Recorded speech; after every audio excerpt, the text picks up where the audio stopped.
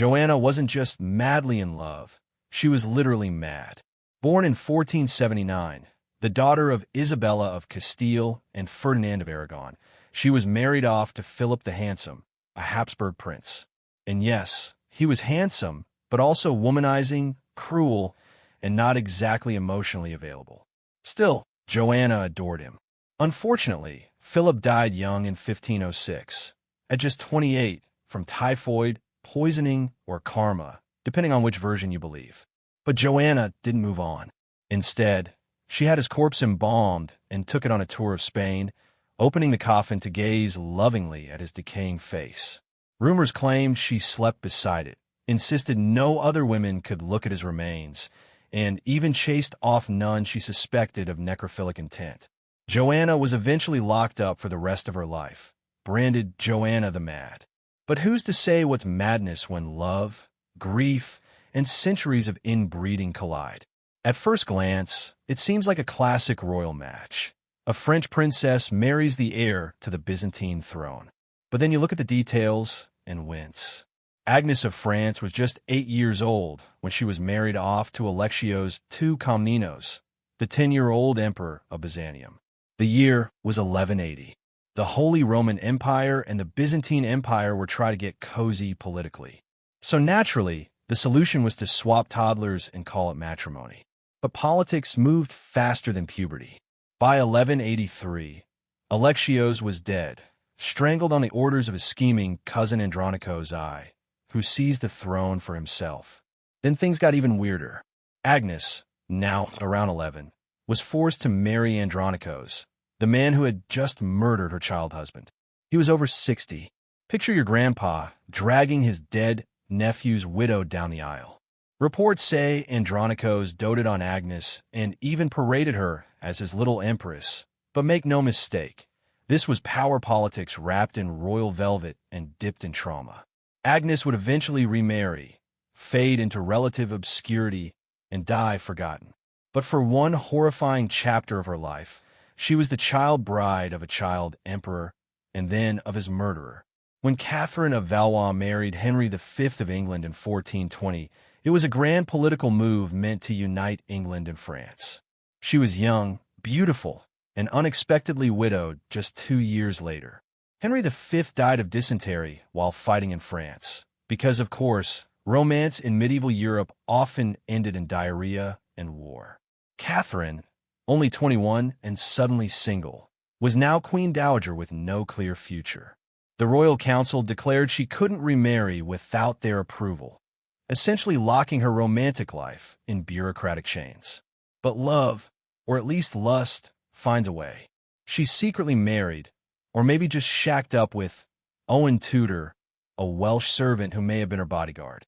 Their union was scandalous. A queen with a commoner, and not just any queen, the mother of England's future king. They had several children in secret, including one who would go on to father Henry VII, founder of the Tudor dynasty. That's right, the entire Tudor line began as a royal secret hookup. But it doesn't end there. Catherine's love story is eerie. According to some accounts, after her death, Henry V's embalmed heart was buried separately, still treated as a sacred relic, and possibly even kept in her tomb. In a kingdom obsessed with appearances, Catherine broke rules, birthed kings, and may have been interred with the preserved remains of a man she was only briefly married to. Romance? More like royal necromancy. The name Lucrezia Borgia often evokes poison vials and whispered scandals, but her real story is far more tragic than the legends. Born in 1480 to Pope Alexander VI, yes, the Pope, and his mistress, Lucrezia was a political pawn from birth. Her family, the infamous Borgias, ruled the Vatican like a mafia cartel. And Lucrezia? She was their favorite weapon. At just 13, she was married off to Giovanni Sforza, pure politics. But when he outlived his usefulness, the Borgias annulled the marriage by accusing him of impotence. He retaliated by claiming Lucrezia had an incestuous relationship with her father and brother. To bury the scandal, the Borgias quickly arranged a second marriage. This time, her groom was Alfonso of Aragon, a teenage duke. He loved her, and she may have loved him, But again, family politics got in the way. When tensions rose, her brother Cesare Borgia had Alfonso stabbed to death and then strangled in his sickbed. Lucrezia was reportedly heartbroken, but it didn't matter. By 1502, the Pope was ready for round 3. She was married to Alfonso d'Este, the Duke of Ferrara, who also happened to be her cousin. He despised her, partly because of her reputation and partly because, well, wouldn't you? There are strong historical suggestions that Lucrezia was raped by her cousin husband on their wedding night to put her in her place. No romance, no choice, just bloodlines and brutality. Lucrezia bore 8 children, suffered multiple miscarriages, and died in childbirth at 39. A life defined not by poison, but by patriarchy. You know you've entered the twilight zone of royal history when the bride is 6 and the groom is 4. Enter Mary, Queen of Scots, betrothed before she could spell her name. In 1548, she was shipped off to France as part of a political alliance. At the age of 6, she was officially engaged and later married to Francis, the Dauphin of France. He was 4, barely old enough to walk without falling downstairs. But to the crowns of Europe, they were pawns in a grand game of empire building. Mary was raised in the French court like a porcelain doll, painted, dressed, and paraded. Meanwhile, Francis, though sweet-natured, was physically frail and riddled with health problems, including stunted growth and chronic ear infections that made him dizzy and disoriented. When they finally married properly in 1558, Mary was 15 and Francis 14. He was so short and delicate next to her that the court whispered jokes about the queen and her puppet. But the real tragedy came swiftly.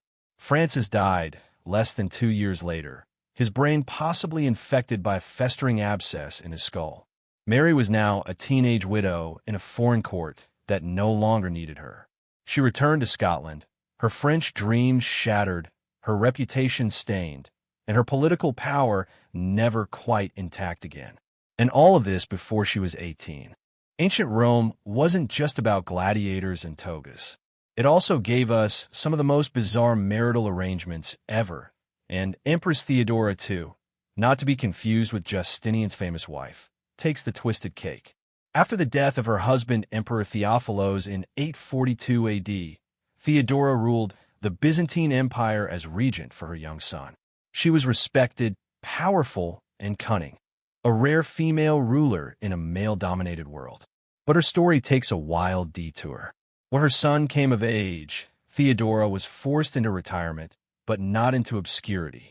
Rumors swirled that in her later years, Theodora became obsessed with Michael III, her own teenage nephew, who had risen to power after a series of palace coups.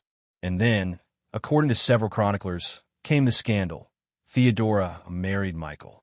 Yes, her nephew, her late sister's son, her own child's cousin, in a palace already steeped in intrigue. This marriage was like tossing a firework into a library. Some claimed it was a symbolic move to regain influence. Others said it was physical and disturbing. Michael was around 18. Theodora was over 50.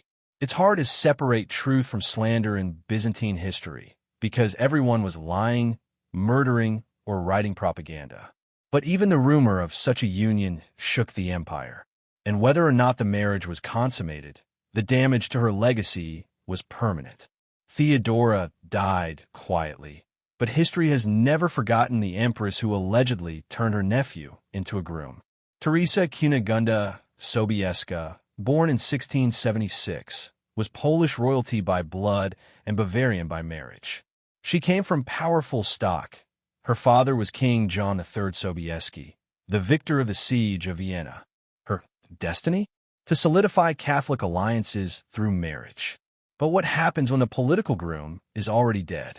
In one of history's rare and deeply unsettling cases, Teresa's marriage to Maximilian II Emmanuel, Elector of Bavaria, was arranged while he was gravely ill and believed to be dying. Some say already dead. To avoid a political catastrophe and ensure her dowry and title wouldn't be challenged, Teresa was rushed through a proxy marriage where she married his corpse, or, more diplomatically, his body in effigy. Accounts differ. Some say he was unconscious. Others insist he was embalmed. Teresa was paraded as a proper bride, and court painters even depicted the ceremony like a fairy tale. But behind the scenes, it was a macabre charade as legal documents were signed beside a body that couldn't say "I do." Miraculously and awkwardly, Maximilian survived, only to find himself legally married to a woman he'd never met while comatose. They did eventually meet, and yes, they stayed married. They had 10 children. But their relationship was rocky, and Maximilian would later abandon her during the War of Spanish Succession, leaving her in exile. Teresa spent years trying to restore her titles and raise their children alone, a ghost bride turned political widow before the marriage even began. Queen Victoria of the United Kingdom, 1819 to 1901, was the matriarch of a dynasty that stretched across Europe like a spider's web.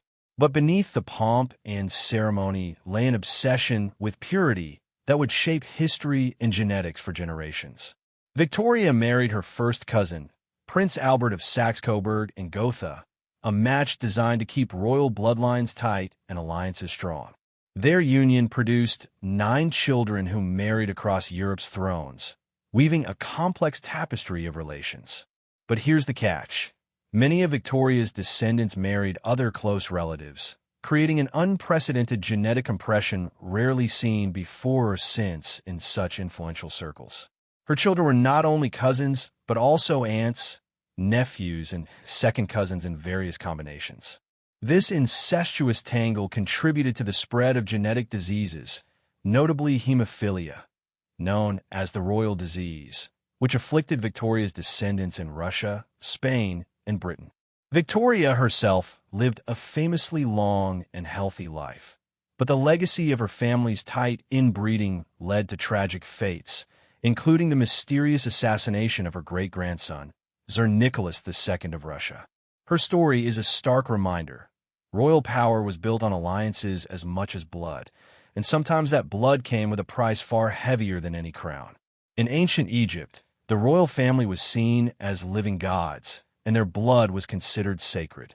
To preserve this divine purity, the practice of sibling marriage wasn't just common, it was holy. Akhenaten, who ruled from about 1353 to 1336 BCE, was no ordinary pharaoh. Known for revolutionary religious reforms, he also embodied the bizarre extremes of royal inbreeding. Akhenaten married his sister Nefertiti, a union that was political, spiritual, and genetic. Their marriage was intended to keep the royal bloodline uncontaminated by outsiders, reinforcing their status as gods on earth. But the consequences were visible. Their children, including the famous Tutankhamun, King Tut, showed unusual physical features, elongated skulls, curved spines, and other deformities that scholars linked to generations of close-kin marriage. The royal family's devotion to divine blood purity literally shaped their bodies and their fate. This obsession contributed to fragile health, early deaths, and a lineage that ultimately faded into myth and mystery. Akhenaten and Nefertiti's story is a stark example of how the pursuit of sacred bloodline purity can come at a devastating human cost, even for those deemed gods. The Hutterites, a religious sect originating in the 16th century, live in isolated communal colonies across the United States and Canada. They practice endogamy, marrying only within their group, to preserve religious and cultural identity. This strict separation, combined with a small founder population, has resulted in remarkably high levels of genetic relatedness. Over generations, this inbreeding has increased the incidence of certain inherited disorders, including metabolic diseases and immune deficiencies. One poignant example comes from a Hutterite family studied extensively by geneticists. The family tree revealed loops of cousin marriages spanning multiple generations, concentrating rare recessive genes. Despite advances in genetic counseling and medicine, the community's isolation and tradition continue to present challenges. It's a modern echo of ancient royal strategies, but with real human costs. Children born with devastating disorders, families torn by illness, and a community balancing faith, tradition, and science. The story of the Hutterites serves as a living reminder. The genetic consequences of inbreeding aren't just relics of dusty history books or royal intrigues. They're very much alive, impacting people today.